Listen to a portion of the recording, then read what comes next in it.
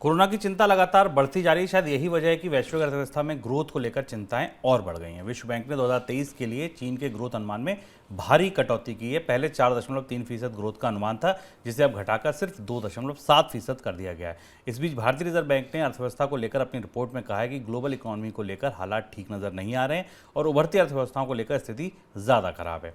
महंगाई को लेकर रिजर्व बैंक का कहना है कि उनकी राय में वैश्विक स्तर पर महंगाई पीक आउट हो गई है। पीक आउट का मतलब कि उच्चतम स्तर छू चुकी है, अब इसके ऊपर नहीं जाएगी। सर, रिजर्व बैंक की टिप्पणी को अगर हम आने वाले बजट की रोशनी में देखें, आपको क्या लगता है, क्या मतलब है? रिजर्व बैंक ने कहा है कि महंगाई आपने उच्चतम स्तर से नीचे आ चुकी, पीक आउट हो चुकी है। इस पर आप अपनी फिंगर्स क्रॉस रख सकते हैं, क्योंकि ये बात कोविड की चीन में नई लहर आने से पहले कही गई थी।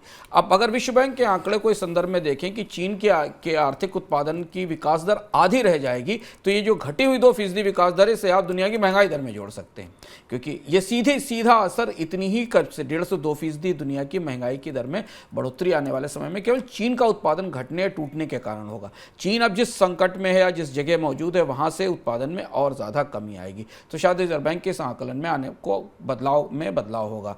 बजट जिस रोशनी में बनने वाला है, वहां ये एक मोर्चे पर थोड़ी सरकार को राहत दिख रही थी कि महंगाई भारत में हो सकता है 6% के आसपास स्थिर रहे। खाद्य महंगाई पर थोड़ा संतुलन कर लिया जाएगा अगर रबी की फसल आएगी।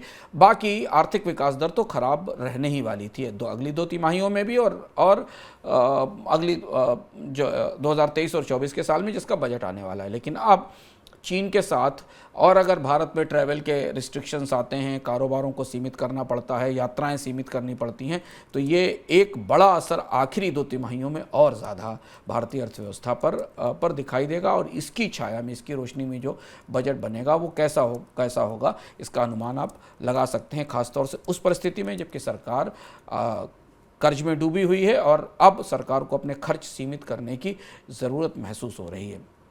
तो वक्त अगले 6 महीने का कोविड की रोशनी में भी और अर्थव्यवस्थाओं की रोशनी में भी बजट के लिए आसान नहीं है। और इसलिए इस बार का, और फिर उसके बाद सबसे ऊपर ये कि मौजूदा सरकार का ये आखिरी पूर्ण बजट होने वाला है। इसके बाद देश चुनाव में जाएगा, यानी भारतीय अर्थव्यवस्था को ऐसे बजट की ज़रूरत होगी जो जुलाई तक सस्टेन कर सके, और जुलाई में जब नई सरकार आएगी तब पूरा बजट लेकर आएगी।